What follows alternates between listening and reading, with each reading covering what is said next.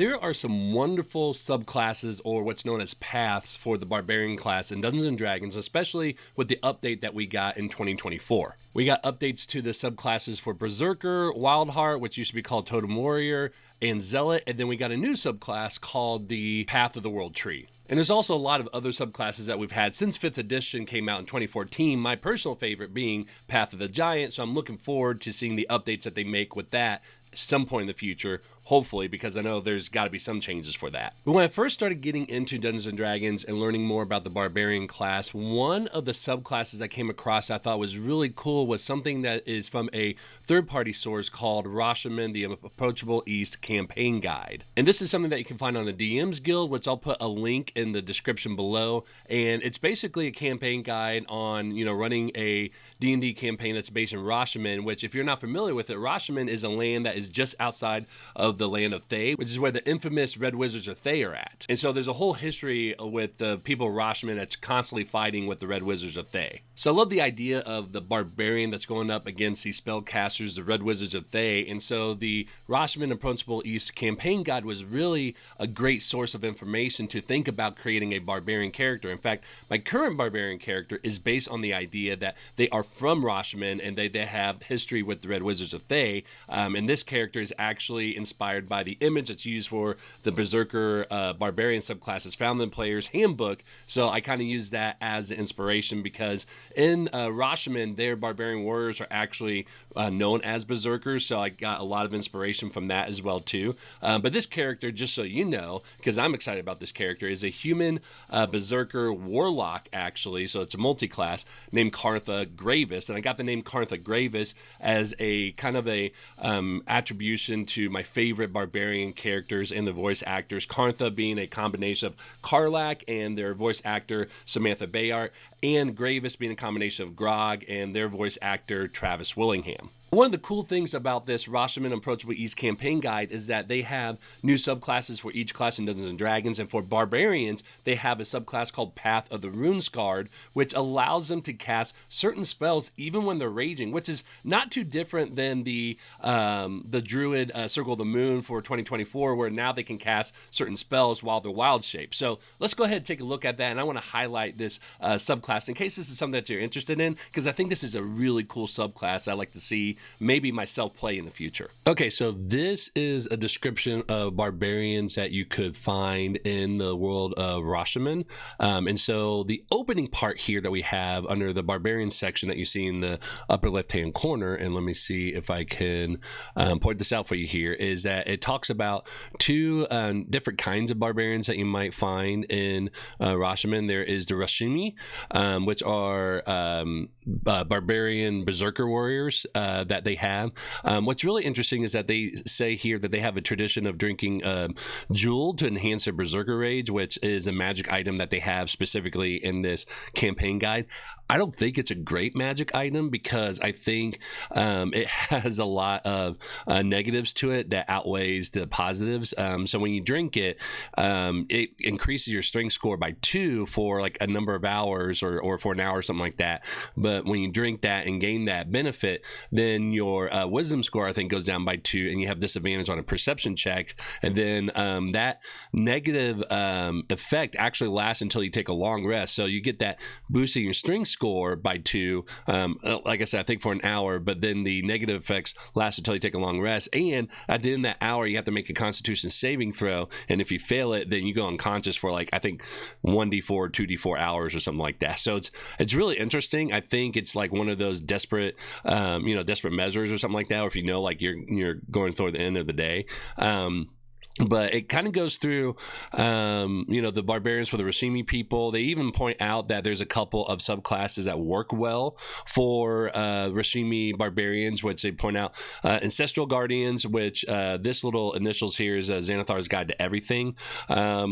Now, the Dungeons and Dragons team had put out a play test where they're updating this subclass, and I think they're actually going to rename it to Path of the Spiritual Guardian to kind of widen out that their source of rage is actually not just ancestral, but could be spiritual in nature. So it's not just ancestors, but it could be like maybe some sort of like animal or other kind of spirit that might be the source of their rage. But they also say Path of the Totem Warrior, which is now Wildheart, would work well as for a subclass for a Rashemen barbarian as well. And then they also have the Gnar, which is more of the nomadic barbarians that you find around Rashemen, and they are from the Narfell Empire. I don't know too much about it other than what I've read in the Heroes of Faerun book, but it sounds really interesting. So definitely read through that sometime, and it's really cool. And they even said like the Gnar, good one for this one is Path of the Berserker. I actually chose my subclass as the Berserker based on the Rashemen idea of the Barbarian Warrior, which I've already mentioned earlier, but I actually kind of rethemed it for the Rashimi. So my Barbarian character is part of the Rashimi and not necessarily part of the Gnar.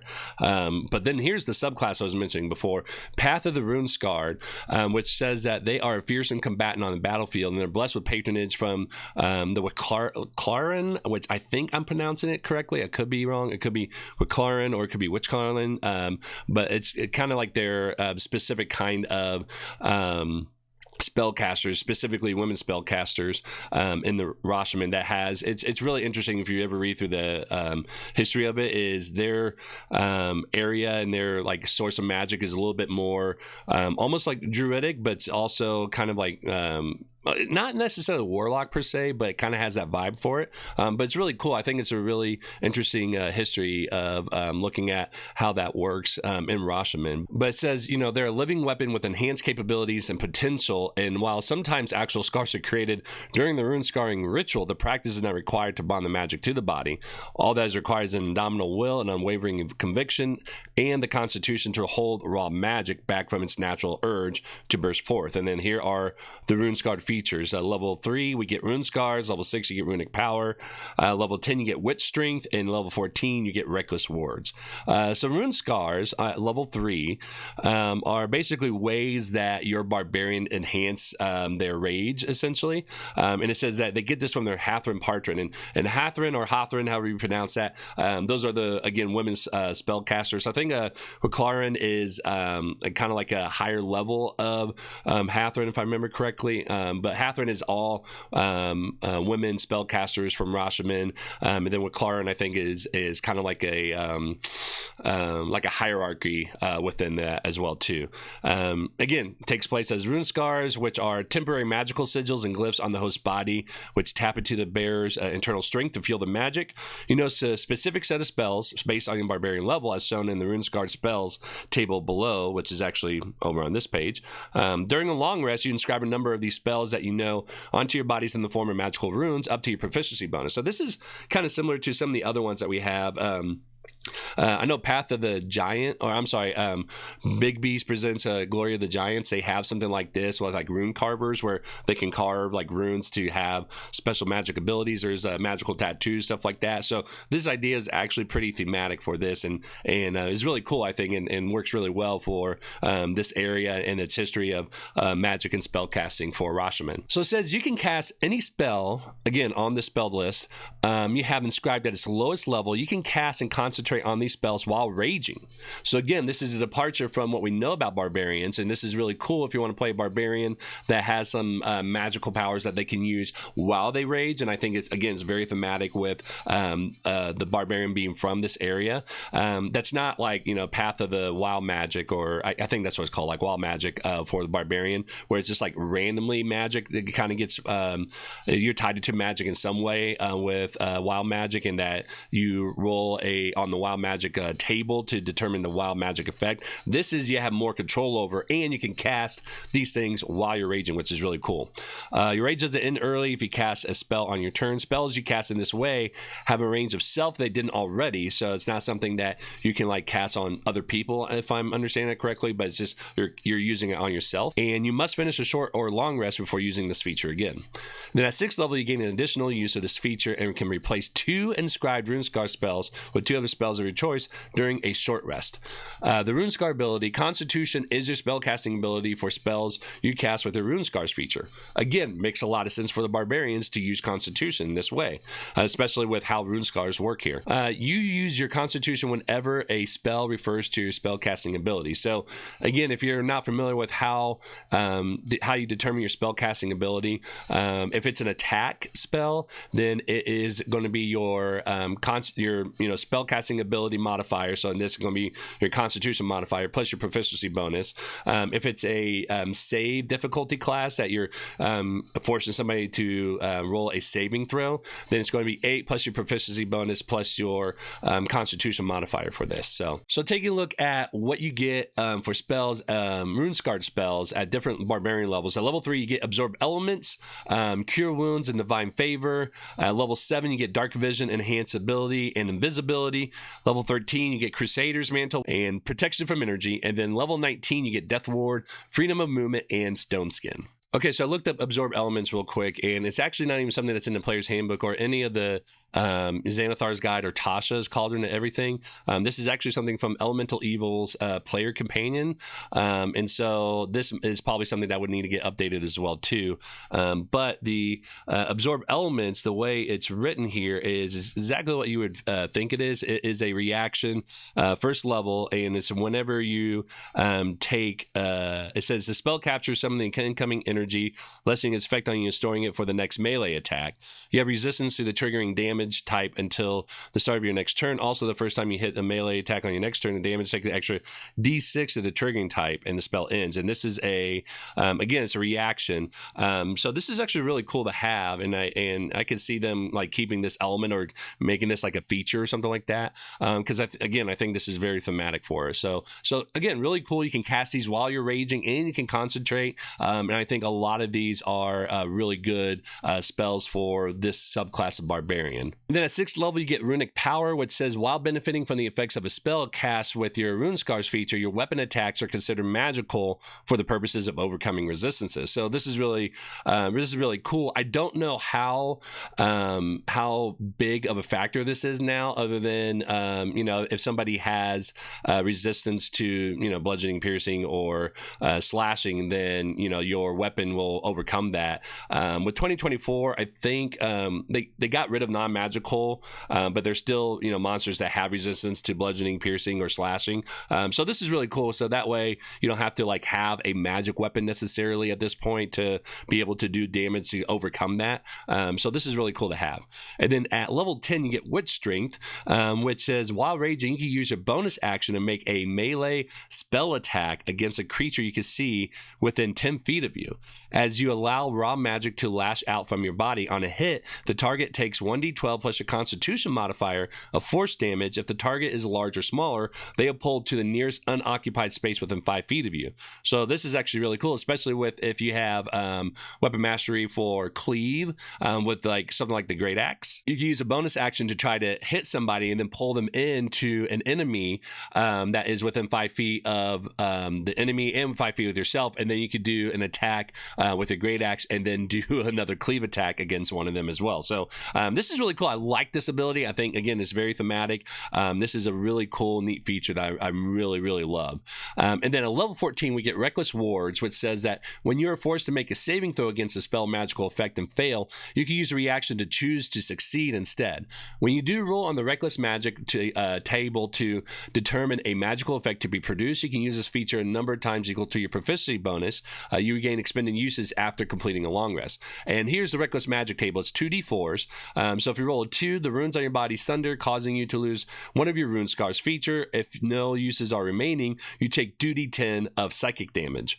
If you roll 3, magical feedback from your runes on your body causes you to become stunned until the end of your next turn. Number 4, if you roll 4, you must succeed on a DC 15 Constitution saving throw, or your rage ends. Which at this point, especially with 2024, like that's not a big deal necessarily. And this is something that you would probably want to use like in a really dire situation.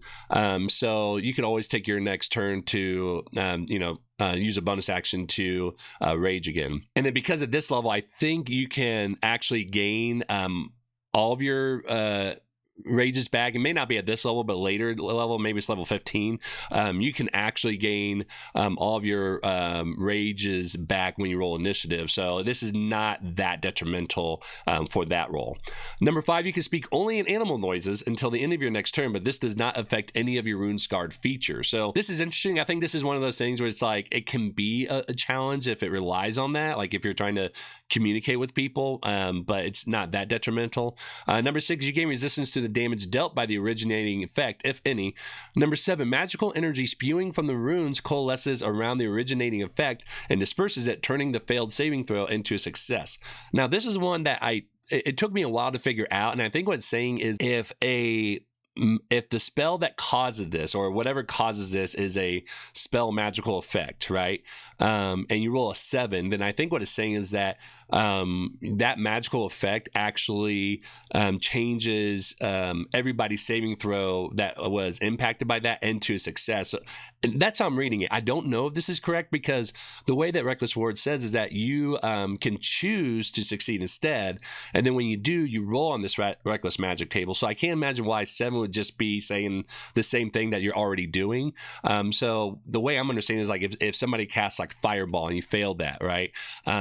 The way that I'm reading this is that 7 would actually cause that Fireball to be not as effective, and so everybody that had to roll for a dexterity saving throw for the Fireball, they automatically succeed at that point. And so again, that's how I'm interpreting it. If you are reading this differently, let me know. And then number 8, the runes on your body surge, allowing you to regain expended use of your Runescar feature.